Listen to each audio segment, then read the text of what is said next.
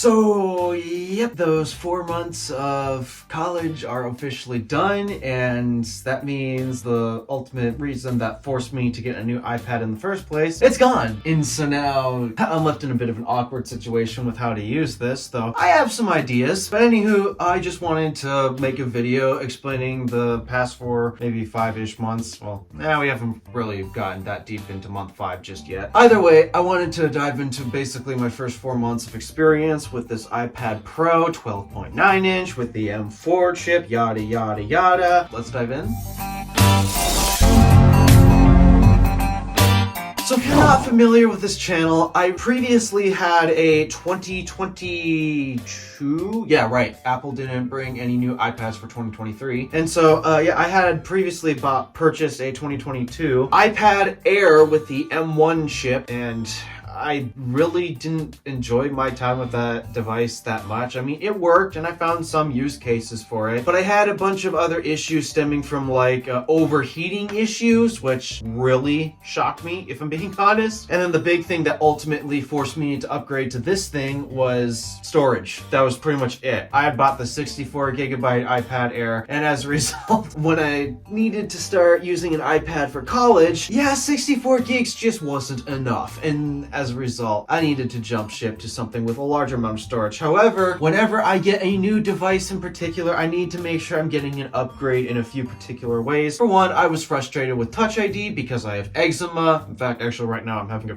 hard time with fingerprint scanners in general. So I wanted something with Face ID. I also wanted a bigger display because that's just my rule of thumb. You go big or you go home. So I wanted to make sure my next tablet would be even larger than the last. And so, yeah, despite that, at the time there was an M2 iPad Air available in a 12.9 inch screen size. Yeah, the Face ID was what won me over. That's pretty much the reason why I ultimately got this. It's because I just needed a better iPad for college, and it's just the iPad Air I was using just strangely was not fit to do college work, which honestly kind of makes no sense in some regards, because in theory I bought a $600 iPad last time. You'd think it should be able to handle simple college notes and basic math stuff, right? Well, I guess the constant overheating issues and the lack of storage in that device beg to differ. Yeah, I'm not particularly a fan with the pricing structure of Apple's expensive iPads because they really don't make much sense at all. Seriously, if you need an iPad, just get the budget iPad. Don't go for what I got here. I got this because I'm stupid and I needed certain things out of my devices in general, not just a tablet. For the record, I'm not ultimately going to recommend this iPad to you guys because I think it's kind of stupid. So anywho, yeah, yada yada stuff aside, I was actually using this for the past 4 months. Honestly, not bad. Not bad at all. And it keeps getting mad at me because I'm covering the Face ID camera because they moved it to the landscape side, which I never typically hold my tablet this way. I'm usually holding it this way. But yeah, I guess speaking of Face ID, we'll get started with that right there. So obviously a big reason why I wanted the Pro was because I don't understand why Apple feels the need to keep Face ID exclusive to the iPad Pro when you can buy an iPhone as cheap as $600 with Face ID. Yeah, I'm not particularly enthused about Apple's decision to keep Face ID exclusive to the Pro. But just like Face ID on my iPhone, it works amazingly well in this, and I don't have to worry about bad scans unless I'm holding the tablet like this, because they moved the Face ID scanners and the camera to the side right here, and because I'm right-handed and I typically hold it so that way the Apple logo is facing up and the camera's this way, at least that's how I think you're supposed to hold an iPad in portrait mode. But because I hold it this way quite frequently, my hand is often blocking the camera, and luckily it gives me a little reminder that shows me that it's my hand's covering it. Like, as you can see, my hand's covering it. Here's an arrow that just popped up to let me know the camera's covered, and then once I remove it and scan my face, there, it's unlocked, just like that. And there was one instance where I did need to do a video call. Despite that my class was pretty much in person the entire time, there was one scenario where I did need to do a video call, and let me just say, it felt so much more natural with the camera being positioned that way because I have a little folio stand that I use for this thing that I'm not showing on camera because as of right now I need to figure out how the heck to clean that thing because that thing is disgusting. Yeah, it turns out white folio cases with felt on the inside tend to collect a lot of dirt. But either way, yes, the camera being positioned right here is nice. Even though when you're holding this thing portrait, yeah, it gets annoying for the Face ID camera and such, but ultimately I think that's a trade-off I'm willing to make because because if I do video conferencing, which I've done on the occasion, I don't do it that much, but it was kind of nice to actually be able to have the cameras right here for a more natural video conference thing. Okay, but yeah, the Face ID stuff aside, that's nothing new for the Pro other than just where it changed the camera layout and such. What about the rest of the iPad? How has that been? The surprising thinness, I actually would not realize how much I'd actually appreciate. This thing weighs pretty much about the same as my iPad Air from 2022, the M1 iPad Air, despite that device being smaller. So yeah, the thinness of this device really helped cut the weight of it down, and it feels like literally the exact same weight as the iPad Air that I used to have, despite that this screen is a whole whopping 12.9 inches. And then there's also the display. Technically, the display is upgraded because we have the tandem OLED on the new Pros, the M4 Pros and such. My goodness, is it beautiful. I mean, I didn't really see what was wrong with mini LED panels. Okay, yes, I knew there was such a thing as blooming issues, but the tandem OLED on this is pretty beautiful too. The blacks are true blacks when you're watching dark content and such, and overall, yeah, they did an awesome job with this display. I'm just a little concerned about burn-in. I haven't had burn-in yet, and it's because I don't think enough time has passed. But I don't know, just the fact that there's two OLED displays stitched together, I don't know, just part of me kind of worries that burn-in could potentially be an issue. But then again, I have only had this for 4 months. I don't expect burn-in on any device to appear in 4 months. Oh, and it's 120 hertz, which is an upgrade over the iPad Air that I previously had, which I always appreciate 120 hertz when I get it. Yeah, true, my iPhone XS Max here, no, it doesn't have 120 hertz, which means if I'm getting by with a 60 hertz iPhone, in reality, guys, I'm serious, 120 hertz is not that big of a deal. It's nice, don't get me wrong, but it's not the end of the world if your device doesn't have it. Just so you know, my 32-inch monitors, they peak at 60 hertz, and because of the way my Thunderbolt dock is set up, and I'm not entirely sure why it is. Oh wait, no, it's just the cables I'm using. The cables don't support it. I'm capped at around 30 hertz on my displays, purely because of my cables. So yeah, refresh rate, not that big of a deal, but I do appreciate 120 hertz when I get it. ProMotion is nice. What about the cameras on this thing? Have I used it? Well, sort of. Because I use my iPad as my Photoshop device just because it kind of makes sense. Tablet, stylus, drawing, sketching, images. It makes sense to me, at least, to use a tablet for that. So to try to speed up the process, I thought, hey, I got an upgraded camera on this. Why don't I try to, I don't know, take a picture of myself and use that for the thumbnails? Because the way I've been doing it before is I take my iPhone 13 Pro Max and then I take a picture of myself, and then that's what I use for the thumbnail. So I thought, let's try it on this. And no, at least the selfie cam just isn't cutting it. It's just not working out too well. And as for the rear cam, I haven't recorded any videos. I've only taken a handful of pictures, and that's just copy and paste into my notes. So I'm not asking for the highest quality out of it. Then again, if you're using this as like your actual studio grade camera, I think you're kind of dumb. I'd rather use an iPhone because it's smaller and it's easier to manage than the sheer size of this thing. So yeah, the cameras, they're okay. At least I haven't used them that much. I haven't had a need to use them that much. The flash is nice though. I don't understand why it's only this in the iPad mini that has a flash. Seriously, why didn't they give the iPad Air a flash? That's just why. Just looking around the rest of the iPad, I'm trying to think hardware-wise of stuff to talk about because you know what's probably going to happen when I get into the software bits of this. But anywho, in terms of the rest of the hardware of the iPad, never use the smart connector. It's because I don't connect to this to a keyboard. I don't believe tablets and keyboards, well, physical keyboards at least, go together. So nope, smart connector's never been used. I only have a simple folio case, no keyboard attachment at all. USB-C port is pretty darn nice, but my last iPad had that, so it's nothing too special. If there's one hardware thing that I think I wasn't too sure if I'm liking too much, it's for some reason, I don't know if it has to do with the chassis design or just whatever in general, but these buttons kind of get a little stiff, and I do use them frequently. I don't just not use them at all. I don't let the iPad fall asleep. I often push the power button just to send it to sleep, but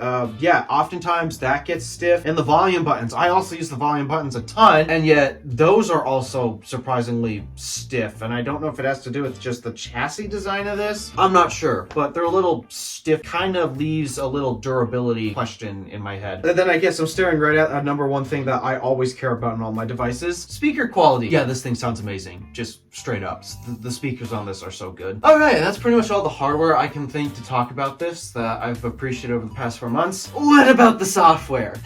That's the problem, and that's the ultimate reason why I still can't recommend, well, pretty much anyone in general. Yeah, the 120 hertz is nice, the Face ID is super nice, because that's something that I absolutely care about. Well, not the 120 hertz, but the Face ID especially. But ultimately, yeah, that's pretty much where all the nice things end, and that's because of iPadOS. Now, don't get me wrong, iPadOS isn't completely unusable. The problem is it was pretty much designed for a budget iPad in mind, and when Apple tries to bring a quote-unquote pro feature to the iPad, like Final Cut or Logic Pro, they absolutely nerf it to the point where, in reality, you're just better off using those same applications on the Mac. You're just better off using the Mac versions. And as a result, this still doesn't feel like a pro device. And as of what I was using this for during my 4 months at college, let me think, a crap ton of web browsing, because that was kind of necessary, and the Notes app. I used the Notes app so heavily on this. In fact, I gained a whole new appreciation of the Notes app during my entire time at college. Yeah, there's some other Notes apps like GoodNotes and various other things that some people might prefer over just Apple's basic Notes app, but I don't know. I was really enjoying my time with the Notes app. I was able to create a whole separate folder of all the notes. I could arrange them the way I wanted, and because I am often doing a combination of writing and various other mathematical equation sketches, to have the ability to change between grid paper and line paper, that was something I appreciated. And then there's the Apple Pencil, the one device, the one accessory that I think makes sense for a tablet. These are the two products that go together so well, and I've just gained a whole new appreciation for this Apple Pencil Pro. Yes, because I have the M4 iPad Pro with its own proprietary Apple Pencil and such, that means I had to get the Apple Pencil Pro. And let's just say I didn't actually realize how much I'd use the new features that this pencil gains. Well, I haven't used Find My yet. In fact, I actually have to figure out how to use it just yet, because I tried it before once and it wasn't working, so I don't think I set it up properly. Either way, the squeeze function. I had previously used the double tap on my iPad Air and its Apple Pencil to basically just change between pen and eraser and such. Though when I had to select my colors, I always had to keep a separate menu open, which was taking up space on the paper, and then, oops, I need to rest my hand somewhere, and occasionally I'll accidentally change colors or tools without wanting to. But this thing with the squeeze function basically cleaned it up so nicely. So I still kept my double tap on to change between pen and eraser, but then when I squeeze it, obviously it brings up that menu of other tools and colors, which is the thing that I care about most when using the squeeze function, because all I do is squeeze, select my color, squeeze again, and then I start writing. It's that simple, because yes, I do color code my notes. It's actually a note-taking tip that I'd probably give you. Color code your notes. It can help you find things very easily. So yeah, the Apple Pencil and this thing, great combination. It works together super well. Just mwah, chef's kiss. Other than web browsing and the Notes app, that's pretty much it in terms of the big things that I used it for. Well, okay, I did use it for Photoshop because, again, this is how I make my thumbnails.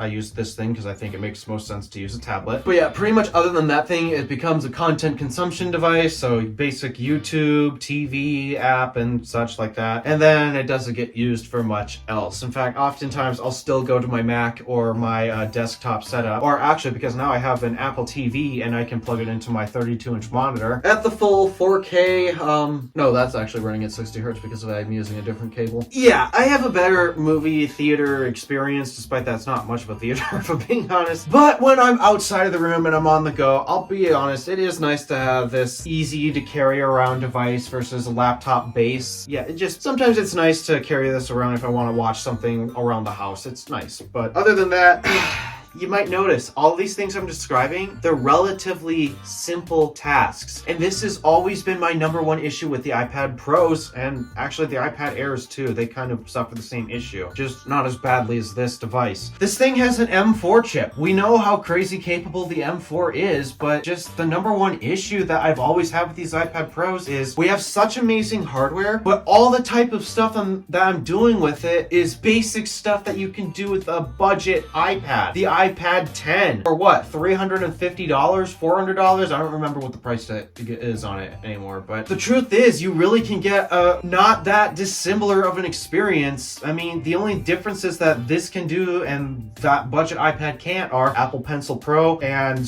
Face ID are at least the two biggest things that I'm concerned with. And yeah, okay, the iPad 10 doesn't have a display as big as this, but still, just in general, I could probably get away with the majority of the things on the budget iPad if I wanted to. It's just, I'm stupid and I have my own issues that force me to basically get this. And yeah, iPadOS, once again, it just doesn't take advantage of the hardware. I wish I could, and starting in February, I'm going to be attempting an iPad-only challenge, which means, yes, I will be putting the MacBook away, and I'm going to attempt to do everything on this YouTube channel with this thing, except for filming, because I don't have a tripod that can actually hold this, so I still need to use the iPhone for that. But basically, anything that I would typically use my Mac for, I would use this for, because Apple's not joking when they say you can technically replace your desktop and or laptop with an iPad. I know you can. The problem is you cannot be a professional user in a few aspects and do the same thing. Like, I'm a professional video editor.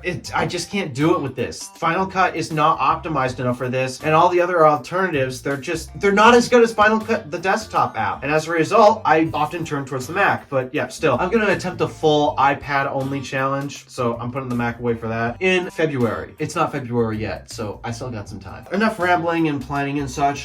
This is basically my experience with the iPad Pro after 4 months. I personally am enjoying it, but that's because there's a few things about me that require a device like this, and it's not for performance. I didn't buy this for performance reasons at all. It's purely for Face ID and the bigger screen. That's pretty much it. If you don't need those things like I do, if you can get away with Touch ID and you don't need a 12.9-inch iPad, just get the budget iPad. You don't need something like this. This is just too expensive. Thank you for watching. Do me a favor and interact with the stuff below. My name is DeWolf, Random Alpha, signing out.